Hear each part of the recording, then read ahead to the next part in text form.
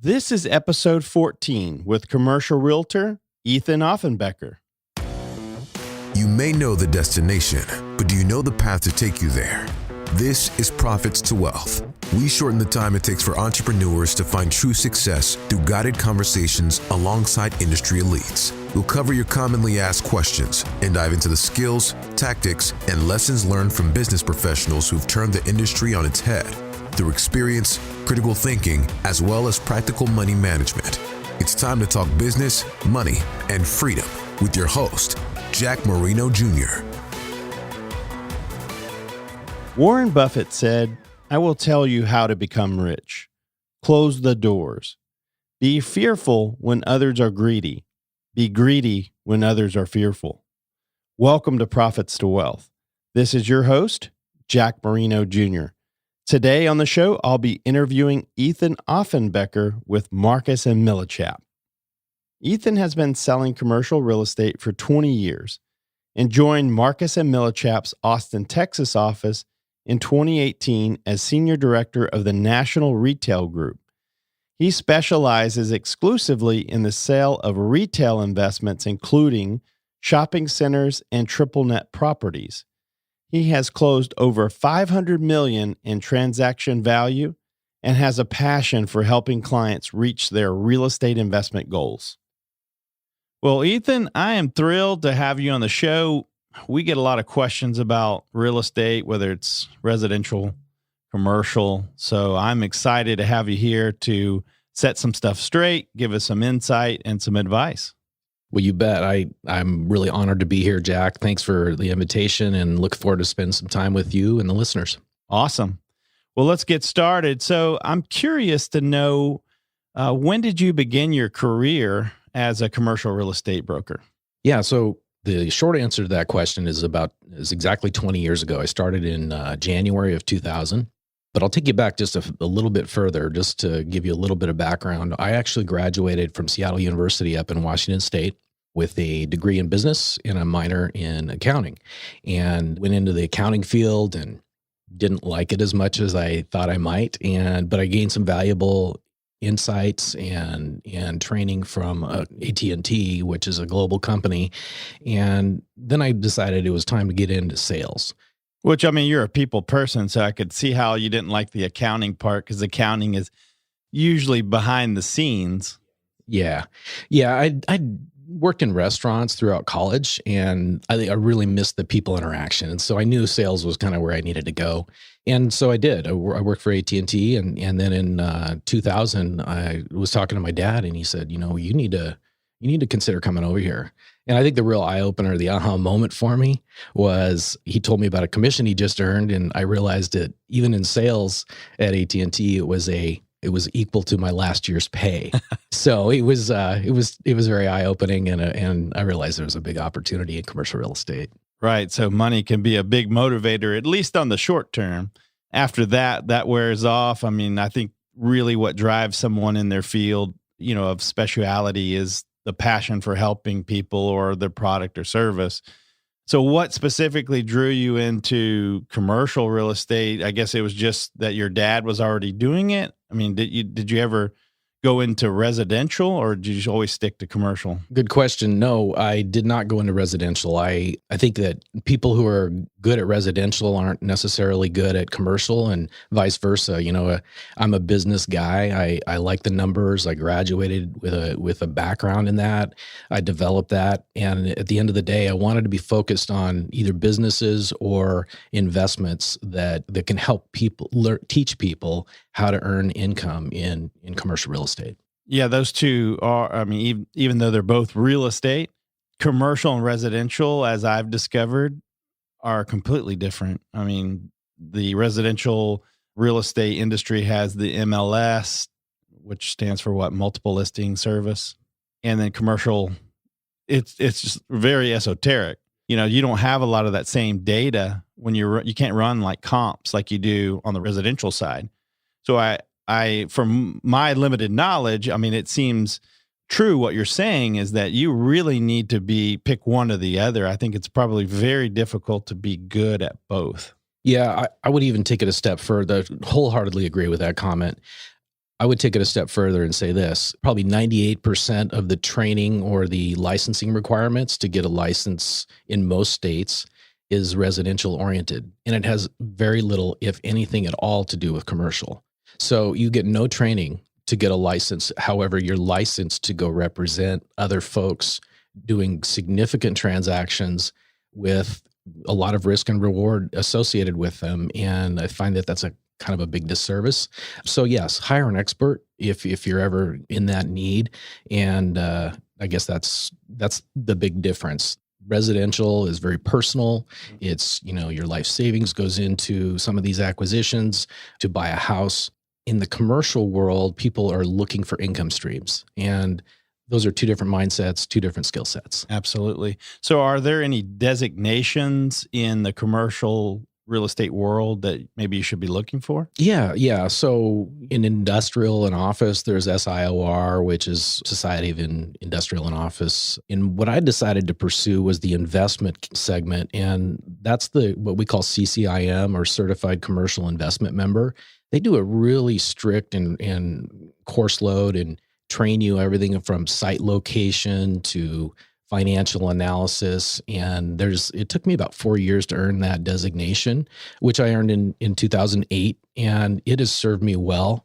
I can't tell you how many examples in most of my transactions that those training courses have really benefited. And we look at everything from not just what does the paper say that the other broker might be representing, but also what does a 10-year cash flow look like? Most people don't have the capacity or the skill set to do that. So that's one of the things I really enjoy. So CCIM. So do you find that there's a lot of brokers that have gone through that process? Or, because I'm thinking about it in the context of my industry, having the certified financial planner designation, there are more now than there used to be. But the fact that you have to go through, most people are 2 years of education. The program is about a 2-year program. And then you have to pass I think it's like a 2.5 day test. It's very comprehensive. It's very hard.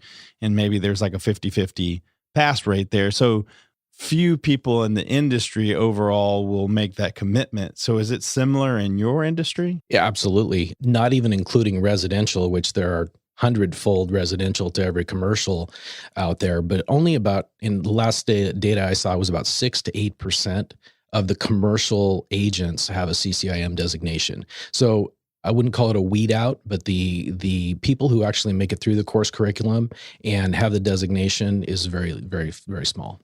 Well, I can see how that could be helpful. You're representing, like you said, most people that come into the commercial real estate world that look to purchase are looking from an investment perspective, which is what that designation emphasizes. So what skills did you develop over time that has led to, your success in commercial real estate? Yeah. So I guess when I started, our firm was a boutique firm, meaning as opposed to a corporate, focus or investment focus or any focus. We were doing land, we were doing leasing, we were doing development. We were helping people with all of these acquisitions and sales. This is back in Washington now? Yes, correct. So yeah, this is starting in 2000 and through 2010 roughly.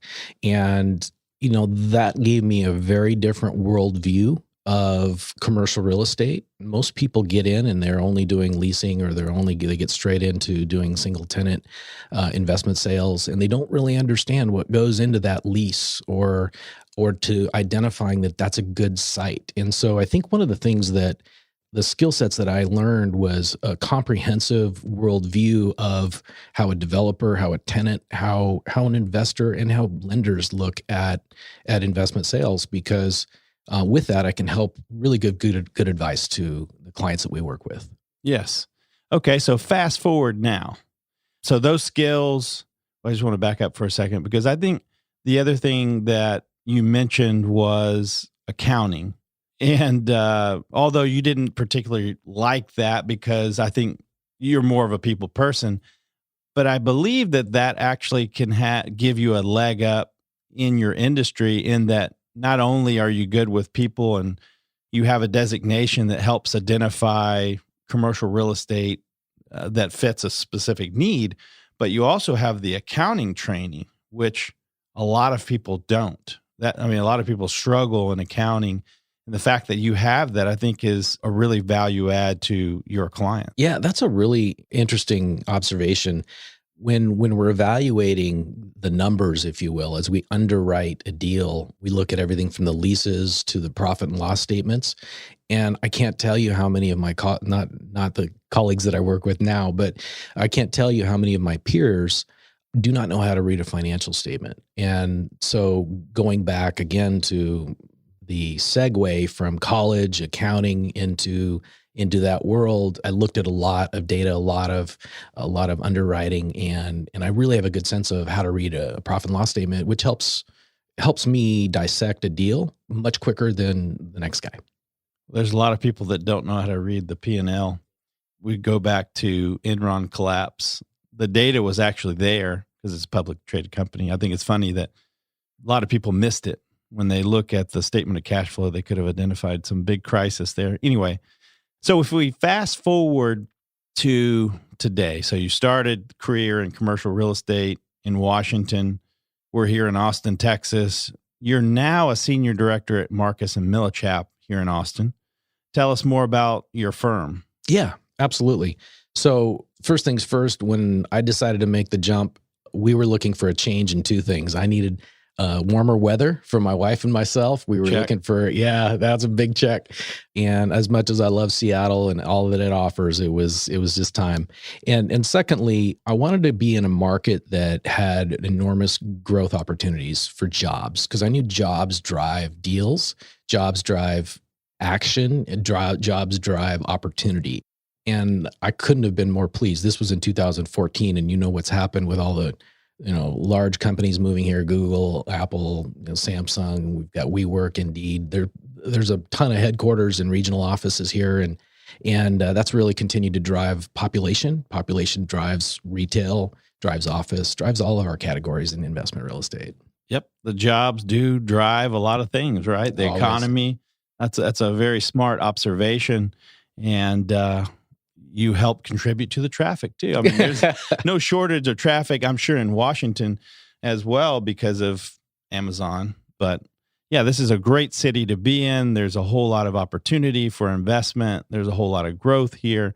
Definitely a lot of positives. I understand why you moved here. There's, if I may, there's also a real entrepreneurial spirit in this town. Yes. And that's one of the things that appealed to me a lot. And in our world, a lot of people think of agents, they work for a company, but we're entrepreneurs too. In a lot of cases, they're solopreneurs, but if you've got a team, you're an entrepreneur, you're building something great, and you want to surround yourself with great people. And with all the activity in the market, that's some real opportunities for hiring excellent staff and bringing on some great teammates.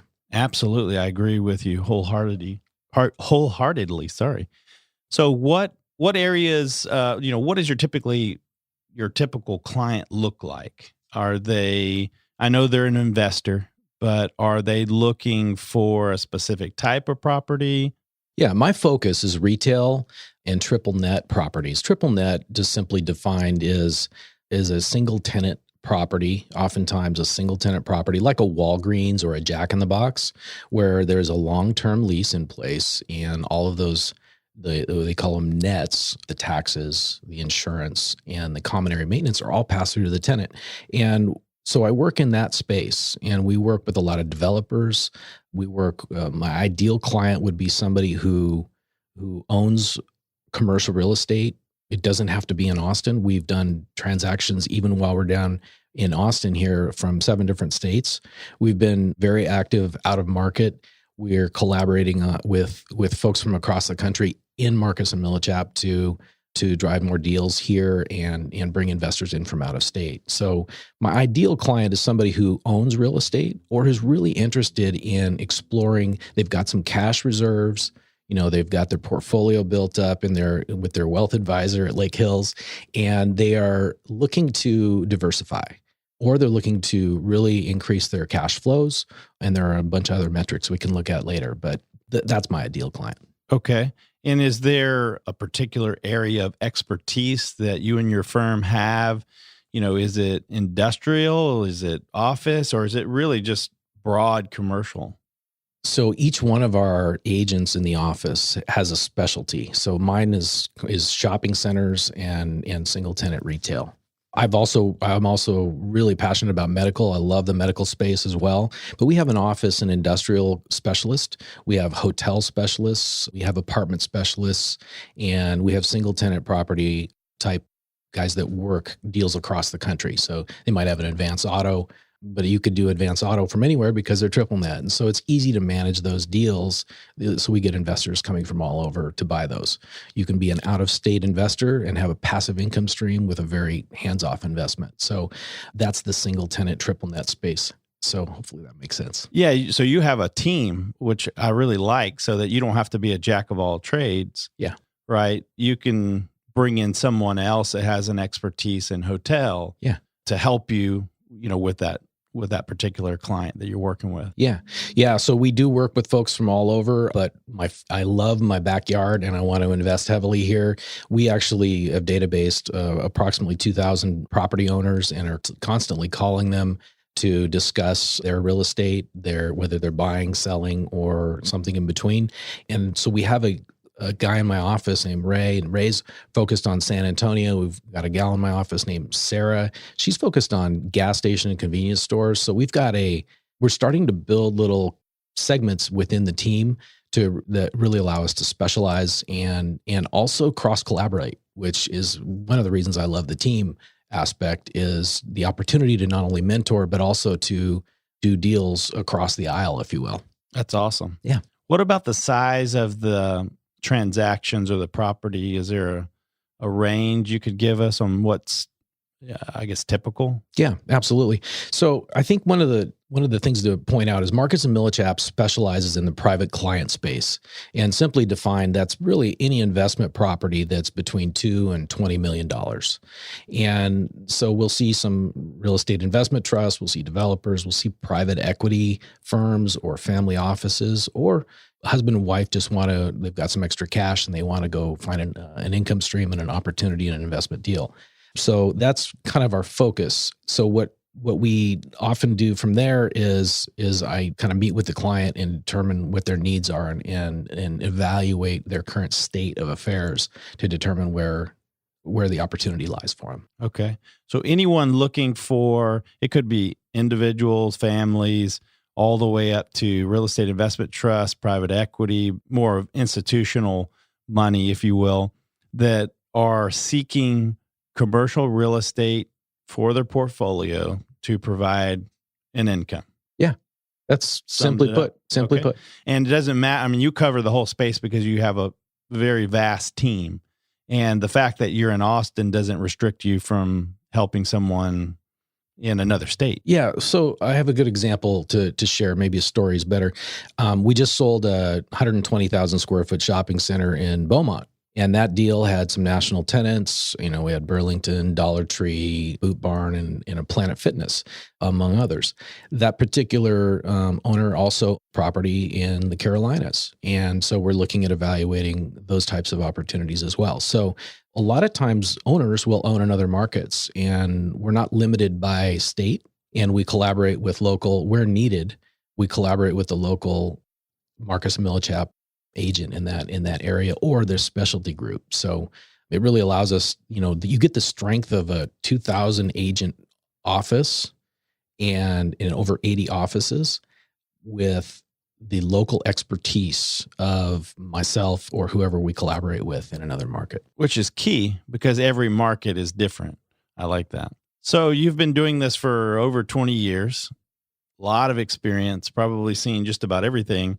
What do you think the top 2 mistakes investors make, when it comes to investing in commercial real estate? Yeah. So I think people are comfortable with what they know. And much like the profit and loss, reading a profit and loss statement, they're comfortable with simple things like cash on cash, or another metric that is often used and used to evaluate income properties is a cap rate. So a cap rate is, simply put, a capitalization of the net operating income. So that's, simply put, all of the income less all of the expenses, not including debt. That gives you your net operating income. And so they focus on that number because that's the benchmark which we compare to other properties of like kind. So, I'm comparing a shopping center here in Austin to one in Midland. Those two cap rates can be different, and it depends on a lot of different characteristics. But simply put, they lock on that. And I think that's a big mistake. There's a huge opportunity to start looking at things like leverage and how does that impact my bottom line? We're in a market right now with historically low interest rates. And I mean, we're seeing some for quality assets in the 4%, even sub 4% interest in long 25 to 30 year amortization periods. Those aren't probably local bank deals, but for a really quality asset, you can get a life insurance company to loan you money, and they can do it at a much more aggressive rate and lock you in for 10 years. For deals that are maybe a little bit less institutional in nature, there's a lot of great local bank and regional bank opportunities as well. And we have a group in our office called the Marcus Millichap Capital Corporation. And they go out and they identify what the client needs and what they're kind of targeting. And then they go shop the deals. They might pick 5 or 10 different of the top lenders in that space. And then you get the opportunity to basically shop these other banks and determine which deal you want to take. I see. So just to sort of recap, you're saying the number one mistake that you see is it could be misunderstanding what cap rate is and generalizing it, meaning that this has a cap rate of, I'm just making this up, 8%, and that stated cap rate of 8% is for an industrial property, and then someone thinks that, oh, well, everything has got to have an 8% cap rate, and that the cap rate is really your cash on cash. So the net cash flow, we're not talking about non-cash expenses, and in relation to the asset price. And that ratio is a percentage, and that's usually how it's quoted, right? Yeah, net operating income divided by the sales price is your cap rate. So that's the simple equation. But what it doesn't do, and maybe this is to put a period at the end of the sentence on this particular mistake, I think that people lock on, what it doesn't do is it doesn't factor in debt. And when you can borrow at 4% and you can buy, let's say, at 7%, you might be, your 7% cap rate might actually be a 9.5% return on your equity. And I think that's a big misnomer or misunderstanding. And it's a real opportunity for people to learn how to use leverage in an appropriate way. We've learned a lot of lessons through 2008. I survived that market and helped coach people through some difficult times in that. So I know what not to do, but it's a real opportunity to use the appropriate amount of leverage to achieve your risk-adjusted return requirement.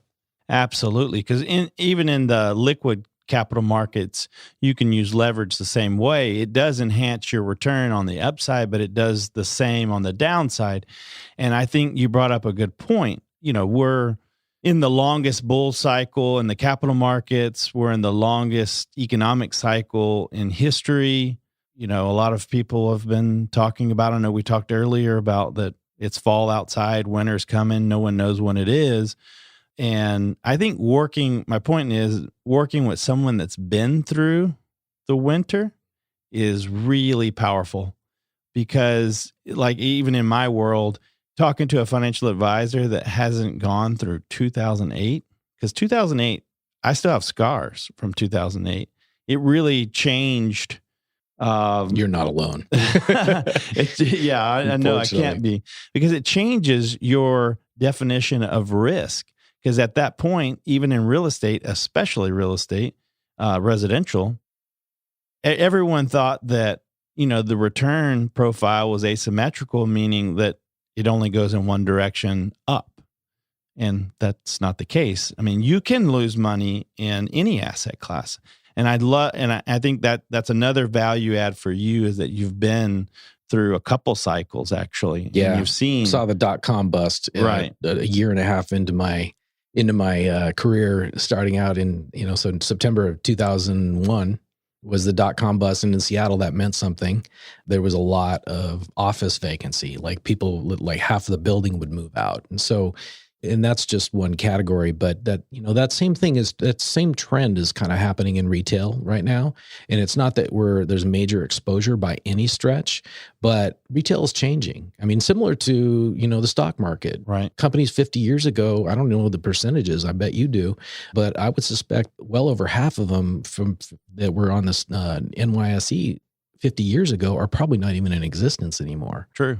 And so, retail changes just like everything else changes. And so landlords that are smart and they surround themselves with professionals that can help coach them through, and see what's coming and see where there might be opportunities to improve the asset. That's really what drives me. I love adding value for our clients. Yes. And the statement about winter is coming was not a statement to invoke fear. It's because there's always a silver lining somewhere. There's always an opportunity somewhere. The important part of investing, and we're talking about commercial real estate today, is someone like yourself that you've got boots on the ground, even in not only in this market, but different markets. Because even though I remember the .com, a lot of markets were really bad off. And even though Austin did take a little hit, it didn't really take that big of a hit, even in the commercial real estate market, depending on what area. But the point is that you need to be careful with leverage. And with leverage, though, you can increase your return. And if you're working with a professional, they can help you determine how much leverage you should have, talk to you about reserves and things And that like profile is different for every investor, right? So, somebody looking for what I call mailbox money is looking for somebody to do all of the work. They're looking for that Walgreens or that Jack in the Box or a medical single tenant building where the tenant takes care of all of it, right? But then there's a lot of folks out there looking for what we call value add opportunities. So they go in and they see a center, or they want to buy a center that maybe has 75% occupancy. And we underwrite to the actuals. And so, if you can buy, even at a lower cap rate, if you can buy a deal that has some opportunity and you're not afraid to get a little bit, kind of get dirty with it, to get in there and improve it, whether it's cosmetic or tenant, re-tenanting, or it just needs professional management. There's a lot of local owner managers that have some significant opportunities if they choose to take them. And those folks might be the value add buyer right now is very, very hot. There's a lot of folks looking for that. Okay. So what's the second one? We talked about misunderstanding or generalizing cap rates and not understanding the power of leverage, return on equity. But what's the second one? So we've kind of touched on it, but I call it the if it ain't broke, don't fix it mentality. For example, might have an owner of a shopping center, dad might have bought it and passed it along to the kids. They've had it forever. They've got a lot of mom and pop tenants in there, not any nationals. They're probably well below market rents because it's never been professionally managed. So they're saying, why would I sell? Or why would I go through all this headache when I've got a good thing going? But they're leaving, in a lot of cases, significant dollars on the table. And in some cases, it's not just hundreds of thousands of dollars, it's millions of dollars. And it just depends on, and maybe they don't have the energy or the resources to make it better. But the opportunity, if we do hit the big R, the recession, and there's impact to the market, the first tenants that are going to get hit are going to be those types of tenants. The smaller tenants, they're not corporate signature, or they're in tertiary markets, as opposed to a secondary or core market. And so this is something that we sit down and talk to them about. Like, what happens if you lose 50% of your center and in a down market? And not as a scare tactic, but simply this is a potential and a real chance that this could happen. And so we have to identify the risks. We also have to identify the opportunities, and then we work with them to kind of help improve it. So it's like you're stress testing and saying, hey, this is a possible scenario. And if that happens, let's model. Yeah. Yeah. Okay. A SWOT analysis, if you will. Yeah. Love that. Well, we've talking about the mistakes. Let's go to the other side of the table and talk about keys to success. So what, in your opinion, are the keys to successful commercial real estate investing? I think the keys to successful, my first key is understanding your why. This is fundamental to virtually anything you do. If you're thoughtful and you know where you want to be, or you know what you need to achieve, then it gives you direction and it gives you a goal. So understanding your why for an investor might be anything from income generation. They're looking for cash flow, tax shelter. One of the big benefits that very few people talk about is the opportunity to write off depreciation, and they're looking to shelter some income, and that's a part of the tax code. It's very legal. And a lot of folks are looking to just grow wealth. Look, I just want my portfolio to grow. I want something to hand on to my kids. And that kind of rolls into estate planning. And then the last two would be diversification. Got a great stock portfolio. Things are going great. Lake Hills is doing an awesome job with my deals. But at the end of the day, I've got this extra money, or I've got a windfall of cash coming in for whatever it might be. And I'm looking to make that money go to work for me. And I want to diversify out of whatever my existing investment vehicles are. And then the last thing is making your money work harder for you. So we just talked a minute ago about if it ain't broke, don't fix it. And I think at the end of the day, if somebody's really actively managing their money, like they actively manage their bank account, like they have an advisor, or they actively manage their investment portfolio, when they look at their real estate, they should be actively managing that as well. So, and maybe it's just a matter of, look, I want that money to work harder for me, or I want to work less hard. I like that. We incorporate the same thing. I think just like Tony Robbins says, reasons comes first and then answers come second, which is, you need to know why you're doing what you're doing before you can even go to the next step. I like that you go through that, because then in hard times, if the markets do turn, the economy does turn, you can go back to, well, what am I really doing here? Well, I was really looking for an income. Well, did the income change? No. Right? And so you can remind people of that, or they can remind themselves a lot of times that I got in it for the income. I don't really care about what the quote unquote market says the valuation is worth. So I like that. Well, just real quick on that, I think there's an important, for the folks who haven't actively managed their property the way we've been talking, taxes are going through the roof, especially here in Austin. And so if you don't have good triple net leases, you are literally sitting on an asset that loses net operating income every year. If you're not passing through those taxes to the tenants, assuming the market is ripe enough to do that and mature enough, which this certainly is in most cases, you're literally sitting on it's like driving a car off the lot. Yes. Every year, your income goes down, and you may not even know it. That's not a good scenario, because I would imagine a lot of the return comes from the income part of the project. So. And the valuation when the time does come to sell. Right. So what's the second key to success? I think just starting with a team. I'm a big team guy. I really think that the first thing you need to do is, at some point, we need to have a lender and a mortgage broker on board to assure that you're getting the right type of financing in the event you're looking to acquire or refinance. We need a good commercial real estate attorney. When you get into a contract, and I read all of the leases and I do all of my underwriting, but it's always good to get an attorney's advice on the legalese of the leases. And as I think you talked about in one of your previous podcasts, these leases can be anywhere between 30 and I've seen up to almost 100 pages. And believe me, we look for all the meaty stuff, but when it comes to the legal, we have to have a good attorney on board. And we also have to have a deal maker. Most attorneys are good deal makers, but not all. Some of them are focused, they might do family law, and they might have gotten involved, and they say, yeah, we can do real estate, we can look at contracts. But if you really want a property and you write an offer, we need to make sure that we've got a deal maker that still protects your interests. So that's important. And then I think the most important for me, and I think where it all starts, is hire an experienced investment broker, somebody who knows the market, has the resources, and understands your goals and can help you get there. Do you know anybody? Well, let me look at my phone. Let me think about that. So I like that, because you're only as good as your team. You can't be an expert at everything. Yeah.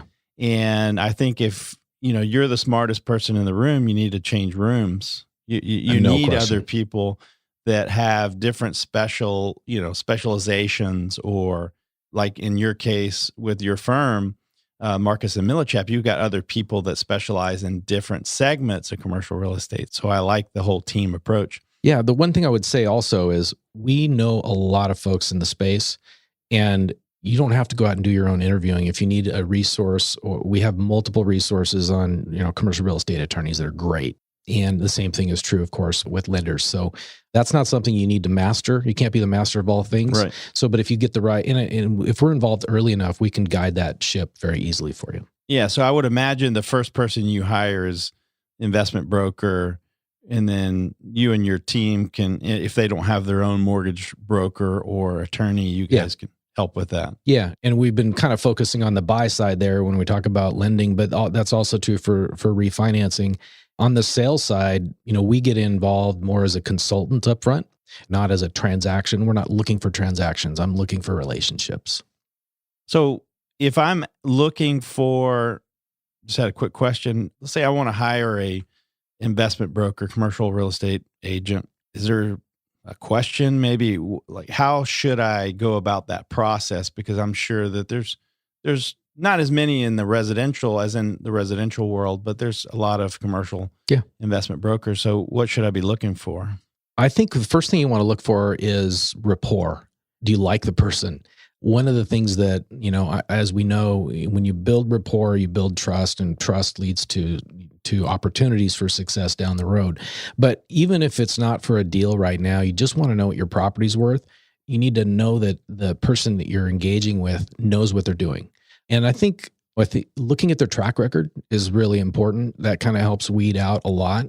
And there's only, a select number of folks, let's say in Austin or even San Antonio in Central Texas here, that do what we do and do it well. And so if you're in that position, we'd be certainly welcome a call. Is there a question maybe a question or two that you would ask in that interview? Yeah, sure. Tell me how many transactions you did, or how you go about maximizing my return on my investment. I think that's really what's important to a lot of sellers. On the buy side, somebody may be in a 1031 exchange. What sort of access to listings do you have? Anybody can get on and go to a couple of the multiple. There are some not called multiples, but they're multiple listing service, but they're more aggregators of listings. So anybody can go out there and fish those. But as we know, they're oftentimes outdated. And more importantly, we at Marcus, for example, with all of the inventory, we have that's one of the huge advantages of this company. And one of the reasons I'm here is because the access to inventory is massive. Literally, if somebody in Houston lists a deal, I know about it before it even goes to market. And so access to inventory and ability to negotiate will help you execute your deals. So those are two or three different questions you might ask. Okay. And so we're looking for obviously that rapport. Yeah. You got to trust and like them. It's sometimes a long process, and you better want to pick up the phone and vice versa. I agree with that. And then you want someone that's been around the block for a while, that's done a lot of these same transactions, that has your best interest in mind. And I would even go on to add that designation CCIM is definitely may not be the be all end all, but I think it's definitely one leg up. If you've got two people in the equation, one has a designation, one doesn't. I think that would be maybe the decision point there. So let's talk about the third key. What's the third key? So I guess the first thing I would say is just be diligent about your diligence. And what I mean by that is there's a terminology in a lot of transactions in investment world where you're doing your due diligence. You're putting a deal under contract. You're evaluating leases. You're evaluating profit and loss. You're going through all of the things that you need to know in order to verify and validate the merits of the deal, or expose opportunities or risks in the deal. And so be diligent about your diligence. Don't just accept an offering memorandum, which is the glorified version of a flyer, but the offering memorandum usually outlines all of that. And not all brokers underwrite the way an appraiser would, or the way a lot of buyers would like to see. So, we really, when we're doing it on behalf of a buyer, when we're under a contract on behalf of a buyer, we actually go and basically rewrite the offering, and we will go through and scrub all of that to verify that what the information that we think is coming in is actually coming in, and before we ever perform on the contract. And that also involves getting somebody on early. And it might be, if you're on the sales side and you're just looking to evaluate your property, what's my portfolio worth? I don't know. It's probably worth $10 million. I always hear that. Of course it is. But the underlying value of the dirt becomes a compelling part of the story. So great dirt in good markets will always be better than great dirt in a tertiary market, especially in the event of a recession or a downturn. So underlying value of the dirt becomes a big driver for some folks. I would say, to the point of I mentioned earlier, buyer beware. The opportunity to let something slip. For example, we had one group that we work with, their triple nets were quoted as one thing, and they were only recovering about 60% of those triple nets. And so the triple net, again, is the pass through to the tenant, but there was a 40% slippage in the triple net. And when we're underwriting the asset for sale, I found it and I said, I think there's something missing here. And so we started talking about it, and they went back to their property manager and just realized it just wasn't what they thought it would be, or the selling broker hadn't represented it as they probably should have. So all that to say, do your homework. Good underwriting. We do sale comps, rent comps. We want to know exactly how that property benchmarks against the next guy down the street, or maybe in another primary market, so we can evaluate its merits versus another deal. And then we always read the leases. So a lot of people will kind of skip that process. I think that's a huge mistake, because sometimes there's hooks in the leases. Early termination clause. There's no lease guarantee. There's a personal guarantee, but it burns off over a period of time. Things like that when you're on the buy side. But it also helps me perform a conservative underwriting for the sale side. And then I know that when we get into a contract, we have a much higher assurance of closing, because no lender, no buyer is going to come back and beat us up. We've underwritten it correctly. The market trusts the data, and the data drives the deal.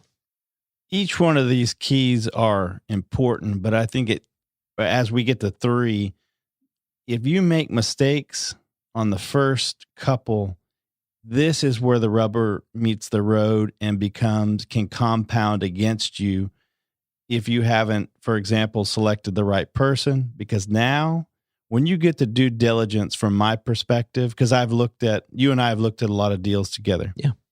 This is where you can really get in trouble, because I think, from my opinion, a lot of the projections, and there's a lot of these companies now pitching deals on the internet, pitching deals on Facebook, and they're pitching the pro formas. So the internal rates of return, the multiple on capital investment, or whatever it is, whatever their key performance indicator that they're quoting, they're all pro forma, meaning they're all forecast. Right. And I think that catches a lot of people and says, oh, wow, I can get 2 times my money in a 7-year period of time, and the internal rate of return is nearly 20% or whatever it is.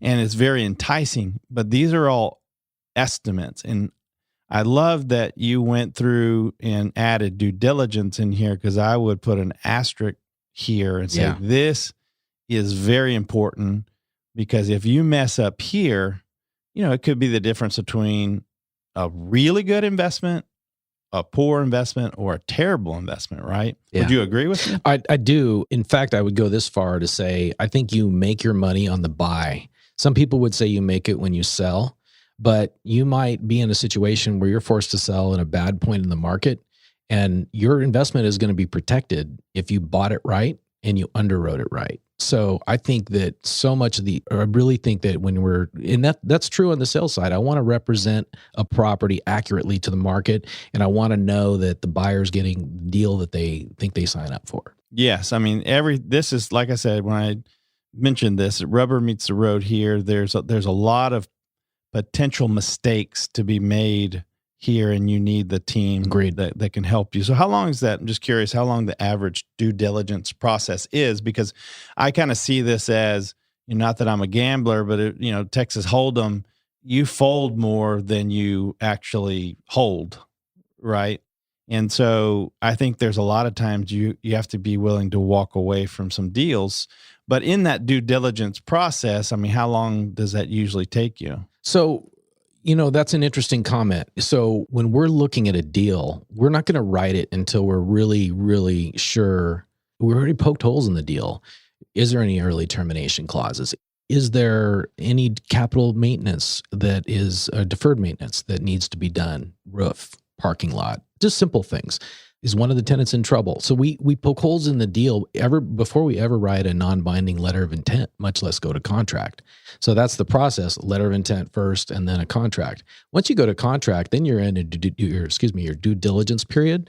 And once you're in diligence, at that point, you've pretty much, other than reading the leases, you pretty much scrubbed that. And so, but there are, so more often than not, we'll be closing a deal that we put under contract, almost hands down, and that just goes to good underwriting. And we know what questions to ask up front so we can protect our client from not getting in a bad situation. Yeah, protect your client against the lipstick on the pig. Yeah, that's exactly right. All right. That's an East Texas thing. I think it is. I love it. So what's number 4? This is a simple one. We understood our why when we started. Now you need to know what your exit strategy is. So is your exit, are you buying it to value add and improve the NOI and then turn around and sell it, a fix and flip approach? Or are you buying it for stabilized income and a long-term cash flow? If you are, great. Let's talk through that. What does that look like? What happens if something changes in year 5 when you've got a 15-year hold? And so we just want to know that going in, because I think that if you know your exit strategy, you can now look at it at any given point in time and say, I'm either going to stick to my plan or my life circumstance changed.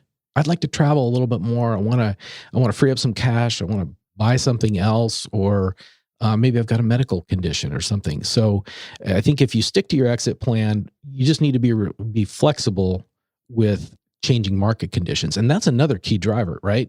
So I know the market may be turning at some point.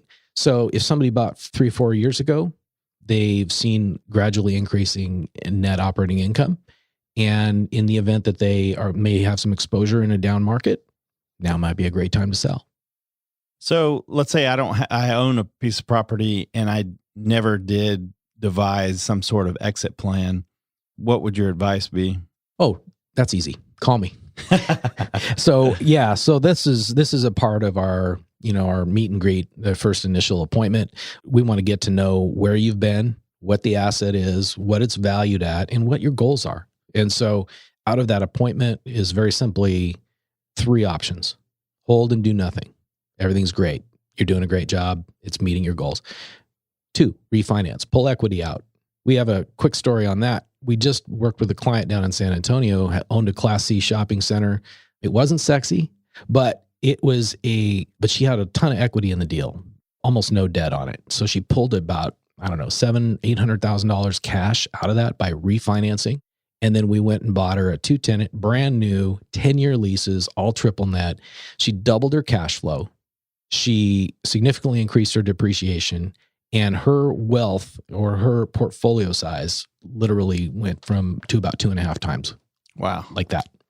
So if you don't have an exit plan, talk to someone like yourself, right? Call Ethan, and you'll be able to evaluate the situation. Start with, again, what was the purpose? What was your why on that? And you may say, just like you helped that particular client, you may say you need to refinance. You may say you should consider selling.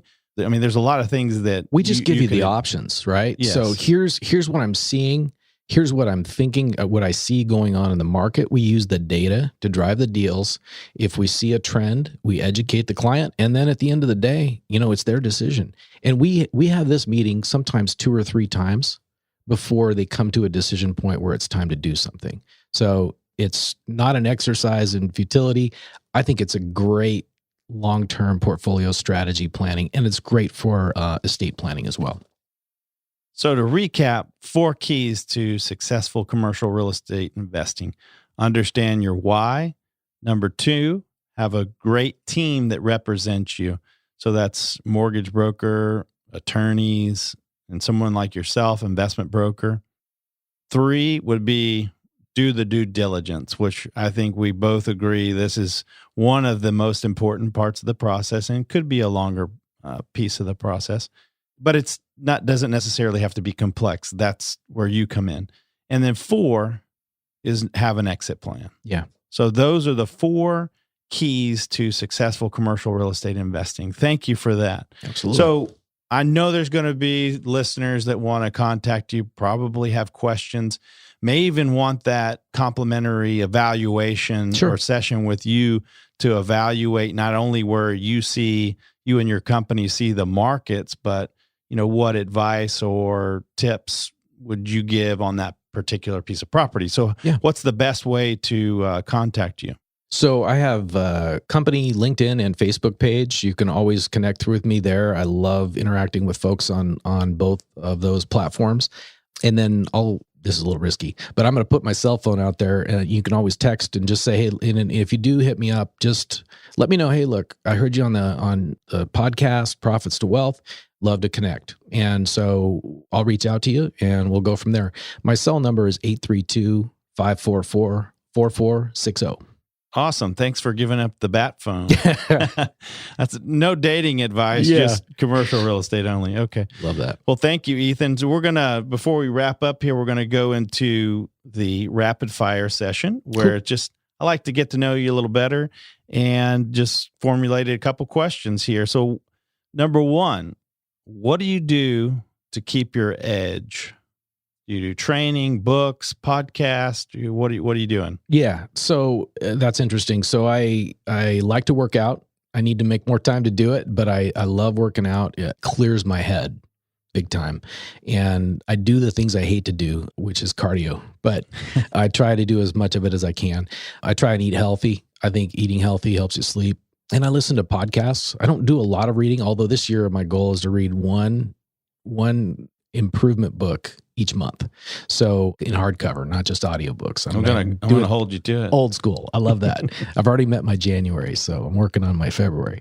So that's really how I keep my edge. Okay. I like that because the body and mind are connected, and by exercising, as you said, it frees your mind, gives you a lot of times the ability to come up with ideas.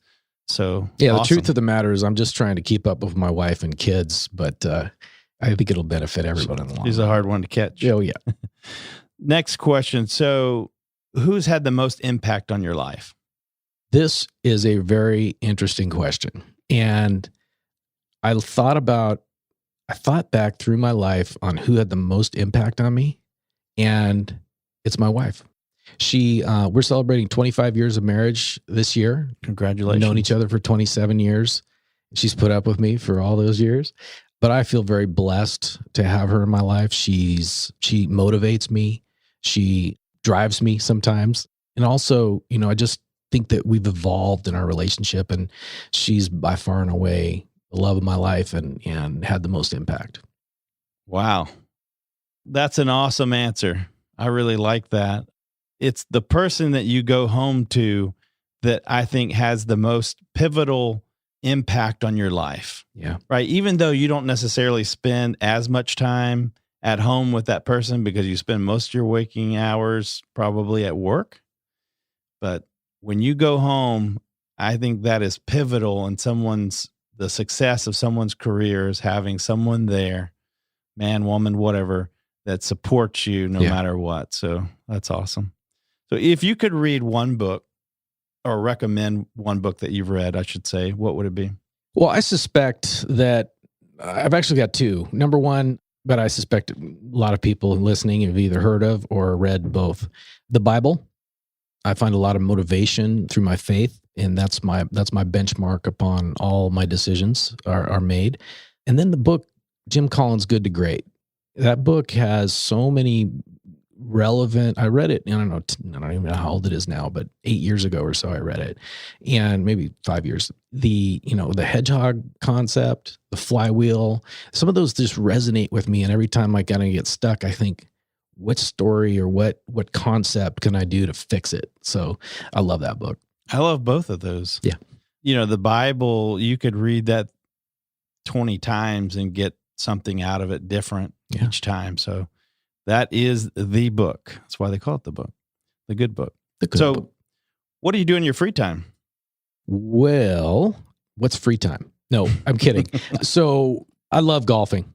I'm passionate about golf. I think golf has a lot to do with life. And I think there's so many similarities there. My dog's name is Hank. We love to go hiking with Hank. And I love cycling, road cycling. What does financial freedom mean to you? Well, this is an interesting one. So when I was growing up in school, I kept, hearing, oh, somebody's retiring or they're nearing retirement age. And then, in my mind, that's like Lazy Boy and bonbons and Cheetos. And that is not what we're doing. And I think that a lot of societies kind of turned the corner. I don't think I'll ever retire, but financial freedom allows me to spend more time doing what I want, working when I want, looking for long-term cash flows for myself and other folks, and giving back. I think if you have financial freedom, you have got the freedom to mentor, to invest, to give back, and to do things that you love to do. I like that answer. So how does Ethan Offenbecher want to be remembered? Well, I think other than being a loving husband and father and a great friend, I want to be known as an influencer, somebody who helps others achieve their goals and dreams. That's powerful. Well, Ethan, this has been a wonderful interview. I've learned a whole lot about you as a person. I learned about commercial real estate today. I know this is going to be a very useful episode for our listeners. So thank you very much for your time. And if there's any questions listeners have, please head over to profitstowealth.com/contact. And in the show notes today, I'll be sure to put all your information on how we can contact you, including your cell phone. So thanks again, Ethan. Thanks, Jack. I appreciate it. That's all for this episode of Profits to Wealth. But we have more resources available to you on our website. Head over to profitstowealth.com and take our questionnaire to find out how we can provide you with a tailored approach to your entrepreneurial journey. It's available exclusively on profitstowealth.com. Until next time, we look forward to talking business, money, and